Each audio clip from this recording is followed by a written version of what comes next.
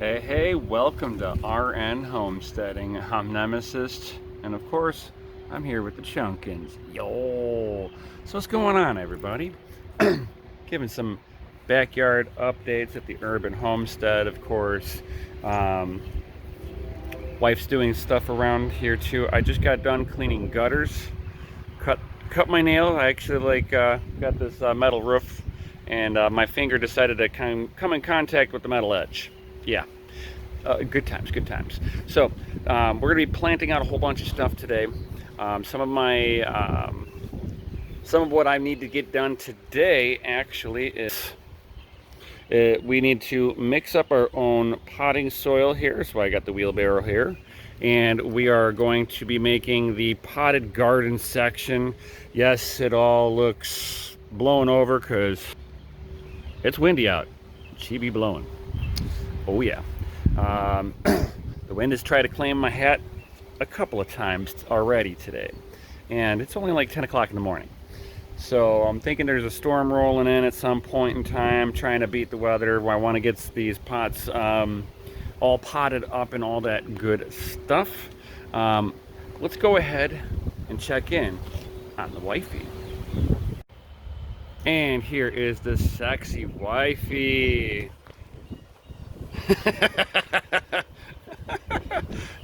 Seriously. So we are planting some more of our brassicas over here. She's got the broccoli going in, and look at all the broccoli sprouts. Man, they've been doing amazing. They're doing healthy. I love it. And there they are going into the ground. So what is the spacing that we are utilizing on the broccoli? I'm using about 16 inches. It says anywhere from 12 to 24. So I'm just using 16 because it seemed good, and I can probably get in at least a good 9, maybe 10 or 11 plants. Yeah, like broccoli, they do kind of bushel out, so you don't have to worry. Like, they will provide their own ground cover to kind of help keep weed suppression down. The good thing is about with planting stuff, if you plant them in dense, they'll cover the ground and keep the weeds, because the weeds won't get any light, right? But subsequently, you go the other direction, you get them too tight, and then they're going to be competing too much for the same resources, or getting root bounded, or just one plant will snuff out the ability of the other to get good lighting. So that's what she's got going on over here. She's getting some of that going. We haven't had to water because we've been getting some rain. It's like thick mud. Oh, she's saying thick mud. That means we got good moisture levels. And then, of course, coming over here, we got our blueberries. Give you guys a little update of the garden here. So blueberries, oh, look at that. If my camera will focus in on it, but bam, we've got new growth going on. Bam. And then this one is just starting. It's wanting to focus in on my hand more than anything else, but there you go. So these guys are coming out of dormancy. This is the early variety, standard blueberry. And then this one is pink lemonade, which will be a late season variety. And as you see, my rain barrel is not filled. I had to clean the gutters out because I had a pine tree here, and the pine tree had a lot of stuff into the gutters. So I had to clean all that out. So the next rain, that should fill up. Clean the gutter off onto the other side also. So that should be really nice. Cool stuff. So now I should start collecting a little bit more water. Let's check out the onion patch, guys. Yo! I'm actually kind of impressed. I've never grown Walla Walla onions, so this is a first for me. But they are doing amazing. All of them are growing. We got a lot of good green vegetation here. They are starting to get some thicker stalks on them. I love it. Coming over here, I've got my little gem lettuces. Oh, look how green and pretty they are. And they've survived a couple of frosts. These are frost hard, you know, not frost hardy, but they can survive. They can survive. So this is where the potatoes are. Nothing's popping yet. Usually they do a lot of underground growth before they start coming out.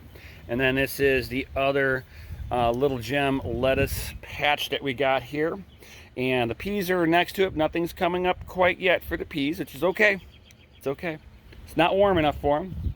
And then this will be the tomato garden and the radish garden. And of course, we do have some radishes. Let's see if I can get my camera to focus in. There we go. There's a radish coming up. So we do have some of those radishes, which is awesome. Very cool, very cool. And we tamed my wife's little rose bush down here. Had to put a little trouble. Man, this thing goes all over the yard. It makes it a pain in the butt to try to mow past here without getting like either the mower snagged by the rose bush or it snags me. Tries to cut the you know what out of me. It's like you walk by and it's like I shank you. It's like whoo, got me. But like I said, we're gonna come right back here in a second and start mixing up some dirt for the potted garden. I'm gonna try to fill as many of these up as we can. So as Rianne is sitting there finishing up with planting the broccoli, as soon as she gets done with that, we're gonna transition back here and start mixing up some dirt. So we'll explain what we're doing with all the dirt here in just a moment. And well, I may not explain what we're doing, but how we're making our soil for our potted garden.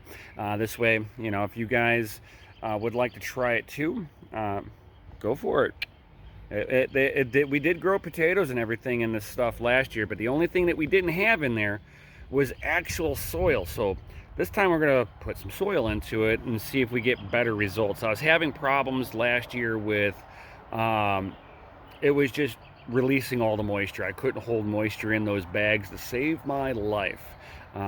Hoping that I can mitigate some of that with actually adding in some soil instead of just using like peat moss and stuff like that. I was using all this other organics, but no actual soil. So we're gonna try it with soil this year.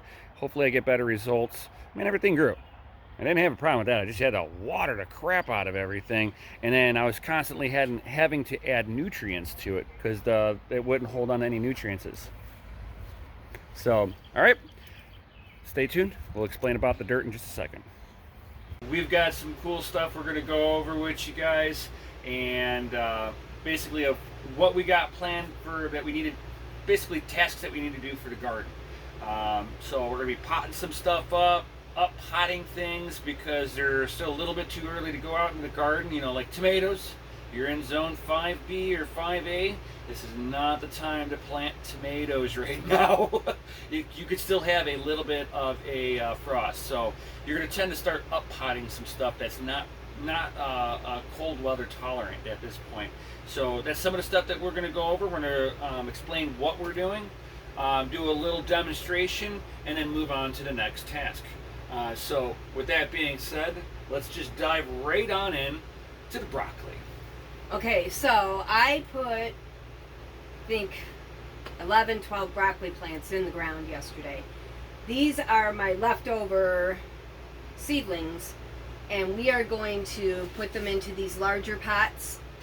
Hopefully it'll be their forever home, because that way I can get these outside.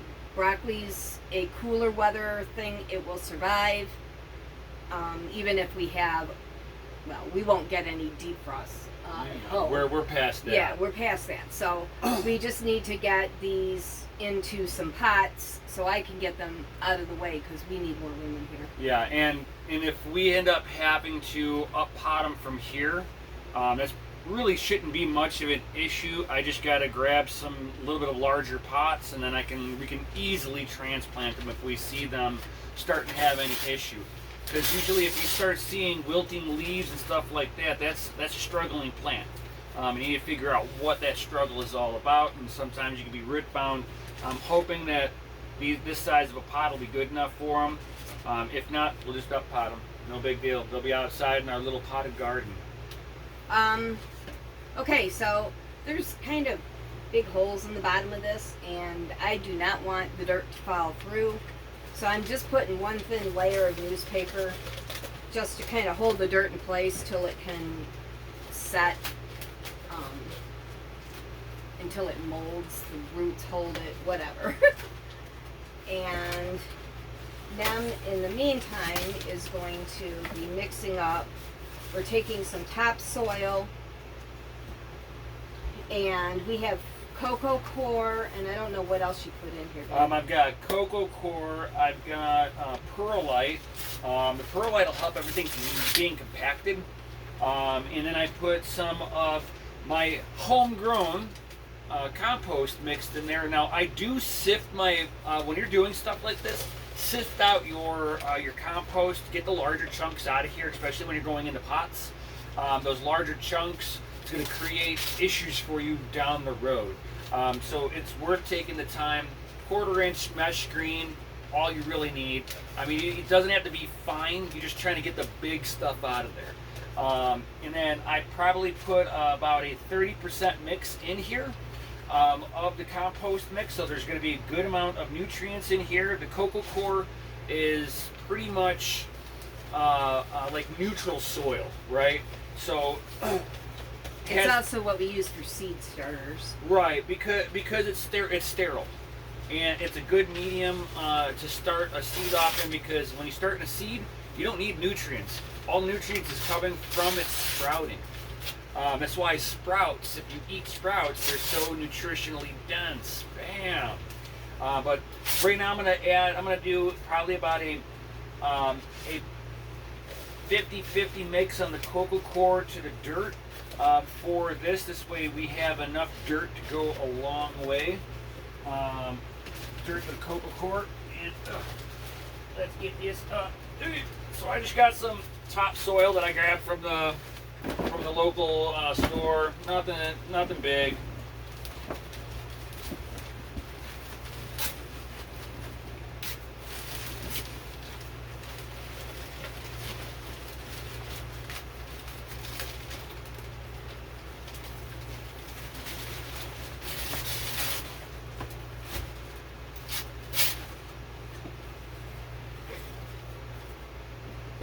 Alright. Now there is some stuff in here. It's a little larger, but hey look, we even get a snail shell.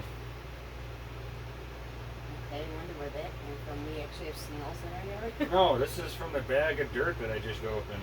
Oh. Okay, well. Just stuff. Calcium, I guess. Right.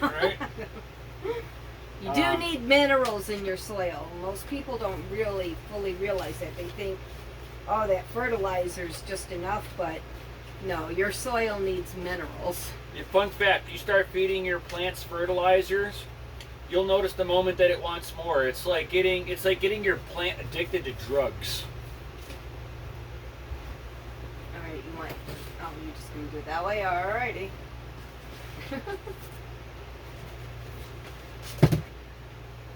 And I rinsed all these pots out. These were leftovers from the neighbor who used to be a landscaper and moved. So we claimed all the leftover empty pots. We asked the landlord, we helped him clean up, and he's like, while you're cleaning up, if there's something you want, take it, shake it. I was like, say less. I will recycle all of this.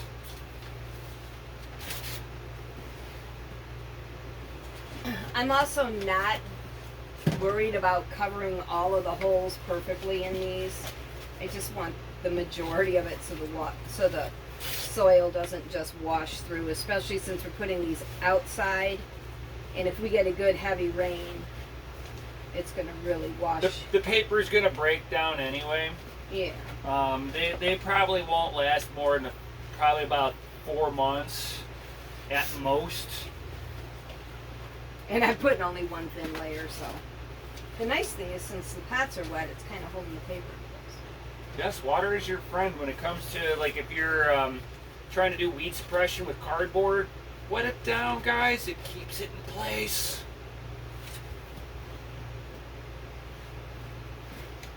All right, while he's doing that, I'm going to work on, these are my empty toilet paper rolls. I need to plant more corn today, and I started some a week ago, and we'll show you where those are at. But basically what I do with these is I just bend it, and then crease, bend, crease it, and I forgot I have, actually I used a makeup brush, but I need a flat thing to press it all down so it holds in place. I'm just closing the ends so that yeah, that should be good. So that the soil stays inside. All right. This is another thing. You did water these? Yeah. So this is how you really know that your plant is ready to be transplanted. You can actually lift it out whole. If you go to pull on your plant, well, number one, make sure that they're watered. They don't have to be super wet, but if you go to pull on your plant and it's starting to tear, it's too soon. It does not have enough root structure.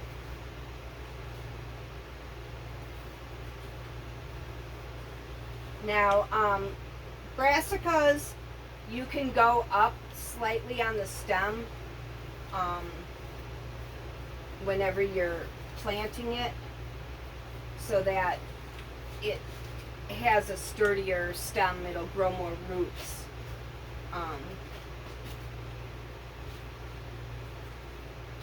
Especially your Brussels sprouts, which gets really tall. You want to do that. Whenever you're transplanting like this, you want to make sure that you press in and get any air pockets out around the plant. It needs to feel secure. Even though the roots need to breathe, but you need to give it its relationship to the new dirt. And you don't want air pockets, true air pockets, because that will dry the roots out on the edges.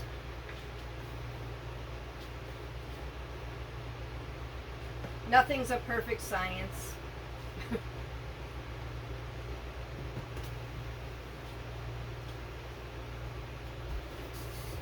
So again, yes, I'm tamping all this in, but I'm not like with everything I've got.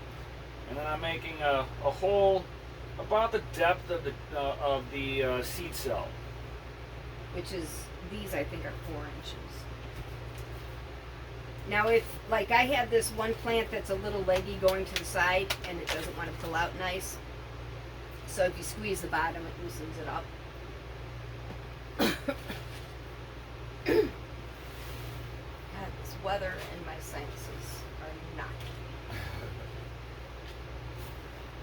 We'll haul all these outside and water them in outside where it'll be less messy.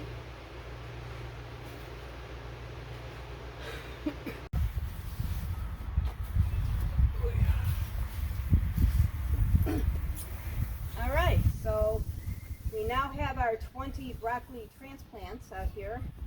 Now we did cold hardening them off.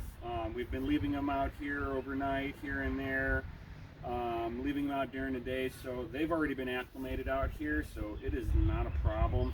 As you see, it's not in the potted garden area. We do have a storm coming in, so you kind of want to utilize the house as a little bit of protection, considering I did just clean out the gutters, so it's not going to be like pouring over the gutters like you got dirty gutters. So what we got to do right now is just give them a good drink of water. Now this serves a couple of things. One, you're giving them a good drink of water. Two, it helps actually set the dirt down around the roots a little better. So it kind of helps compact the dirt around the roots and allows them to get a little better acclimated, right? Yeah. Also, even though it is supposed to rain / storm, nothing's been very predictable lately. So if we don't do this, it won't rain. Yeah, you know it. Or it'll spit.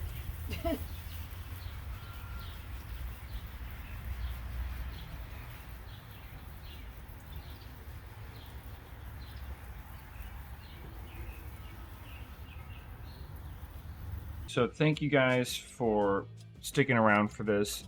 Because of the timeline on this, I'm trying to keep these around like that 20-minute window. So it's going to go over by a few minutes, but I think it's well worth it. We're going to split this up into 2 videos. So this is part 1, of course. Stay tuned for, of course, part 2 on this, guys. We had a lot of different things going on for this for that weekend, because this is like afterwards now, of course. That was last weekend, and now I'm just trying to get doing the record, all the editing on it now. So with that being said, hope you guys do like it. Definitely smash that Lizzie like button, subscribe, hit the bell notification, and of course, may your dreams always be green. See you in the next one.